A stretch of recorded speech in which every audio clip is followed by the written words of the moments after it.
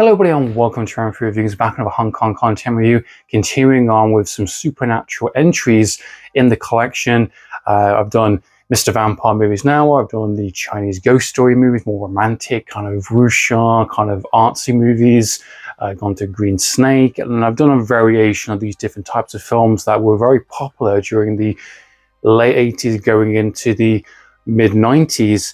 And by this point, as we've discussed on the channel with some of these various reviews I've done, is that the formula is getting a little stale, it's getting a little bit old, and the same type of story has been rinsed and repeated, recycled essentially. So what more can be done? What more can you do? Because this genre, this type of style of films has been done to death at this point. Something that I was pointed out and very happily pointed out within the Bride with the White Hair on the brand new interview with Ronny, the director of this film, and he talks about on this edition and obviously about the film itself, about changing things up, and that is very appropriate and very key to this film. This idea of being bolder and braver and being ambitious and, you know, trying different things and just kind of looking at the material and thinking, do you know what, we can put our own spin on this, I can put my own visual flair and signature on this, and, you know, not just make a Hong Kong traditional film, but go beyond that, make it more of an international film,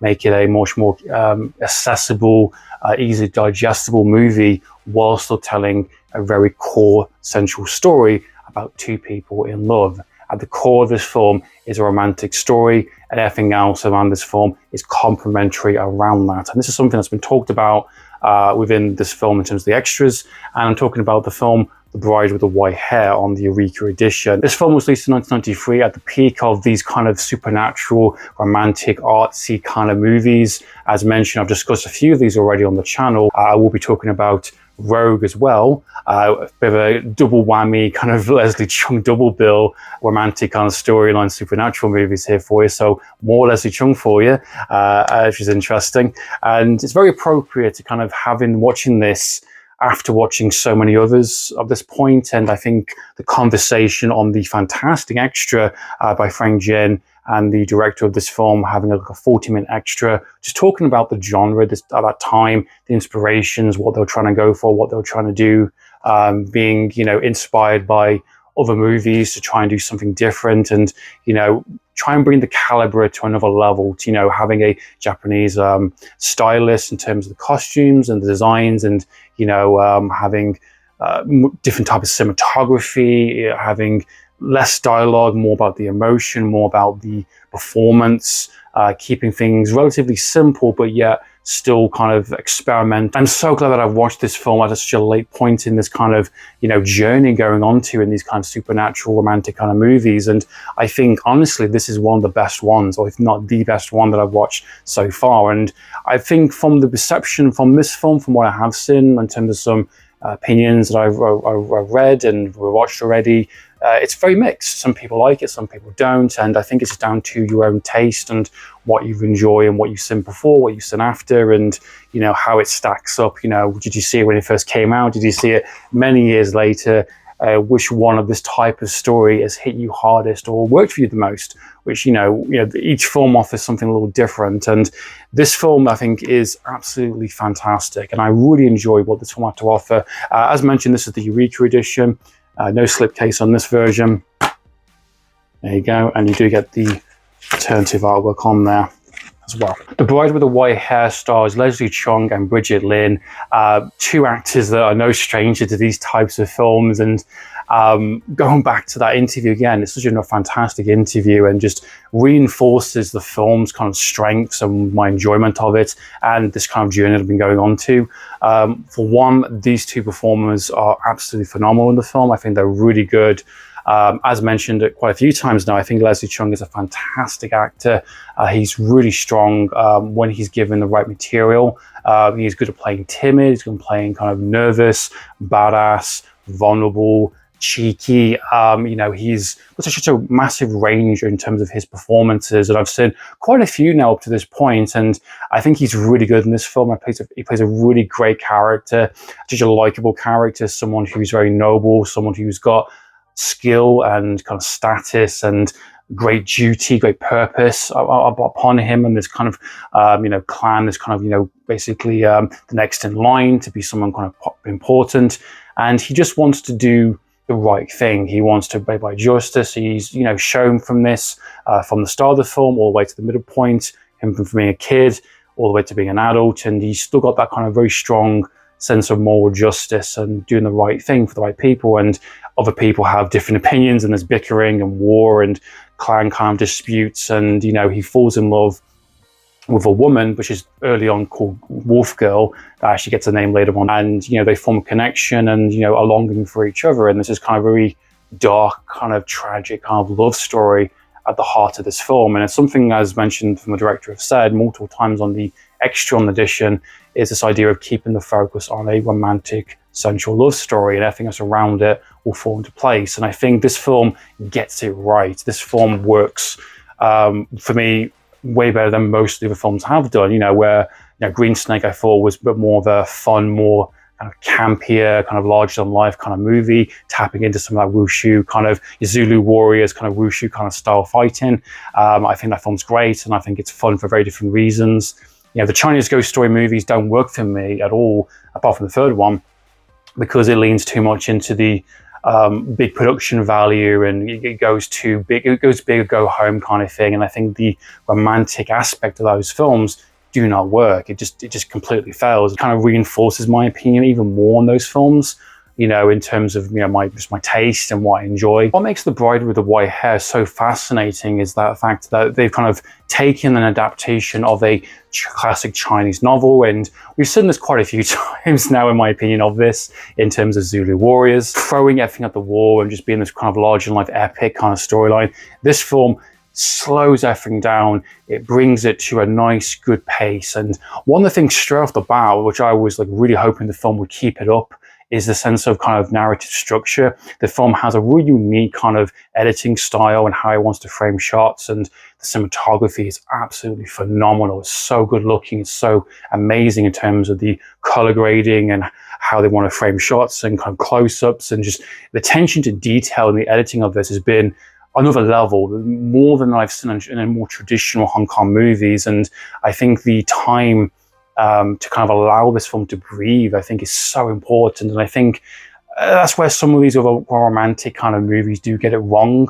While they can have a lot of busy kind of stuff going on within those films that I have talked about, it kind of misses the point, or it kind of gets lost in the shuffle of, you're here for a romantic love story, or maybe you're here for the actual action, the bonkers, crazy kind of practical effects and wirework stuff. Maybe. This film has a little bit of everything in it. It has the wirework, wuxia style fighting with some interesting kind of cinematography, editing choices, and fighting with some weaponry work in there, characters flying in the air. You've got the more traditional evil kind of demon cult villain, which is great in the third act, which is brilliant.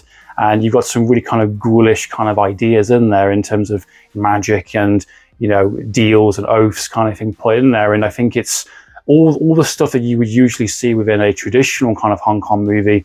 It's just been kind of toned down, re-examined, pre-thought out, and just looked at it objectively thinking, what do we need in this film? What do we want this film to be about? How are we going to stand out against the many others in this crowd, in this very busy kind of genre? And I think the director does a really fantastic job. I'm actually quite a big fan of this director, being Ronny, being the fact that I really liked Freddy vs. Jason. I think it's a great film. Bride of Chucky was a really kind of different direction to take that franchise, and kind of was the blueprint for the longest time in terms of the sequels that came after it and the TV series. Great introduction to these characters and the circumstances they're in. You've got Leslie Chung's character, which is shown to be obviously a kid at this point.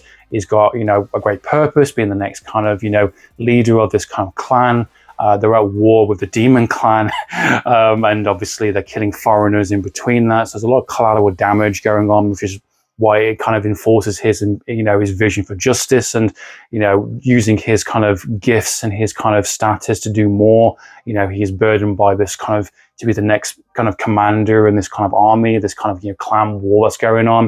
And I like the intimate, smaller scenes with him and his father. I think that's nice. I think the chambers they kind of chosen, I think is quite appropriate to kind of differentiate between the two different clans. And I like the kind of the dual nature of it in the sense of how this film kind of approaches it in the terms of both kind of, you know, parties being responsibility, both being, you know, grow up on certain principles and being taught, you know, martial arts on both ends and for different purposes, and being kind of taught to go against each other. And this kind of obvious, very doom sense of romantic kind of, you know, plotting that happens in the film. You know, it's a very tragic, very dark storyline, very dark tone film.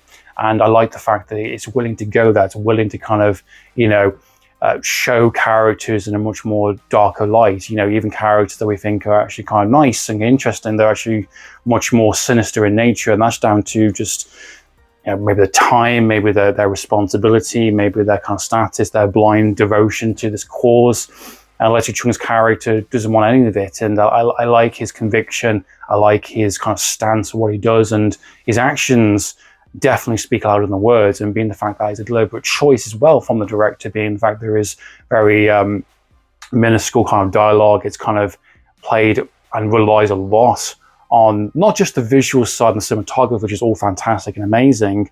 It also relies on the performances. If Leslie Chung's performance slips or not convincing enough, the film completely falls apart. And I think having that really strong introduction on that mountaintop when he's just kind of guarding that kind of that flower, that blossoming flower, which is a very specific flower that basically can give you a quote eternal life and can restore a person to health, you know, and he's protecting it. He's waiting for this flower to kind of blossom because it's a rare flower that only kind of comes around once every 20 years or so. I like the fact that he's just kind of been waiting, he's sitting there, and you find the tale reversed backwards. He kind of reveals narratively this tale of what happened and why he's guarding this flower and no one can touch it. Bridget Lynn's character is known as the Wolf Girl, or the bride with the white hair, I guess, in terms of the film's title. Her character, I think, is really interesting. I like this kind of really blossoming kind of, you know, longing, forbidden love kind of thing this film goes for, in terms of, you know, her being raised by the demon cultist, essentially, this kind of very creepy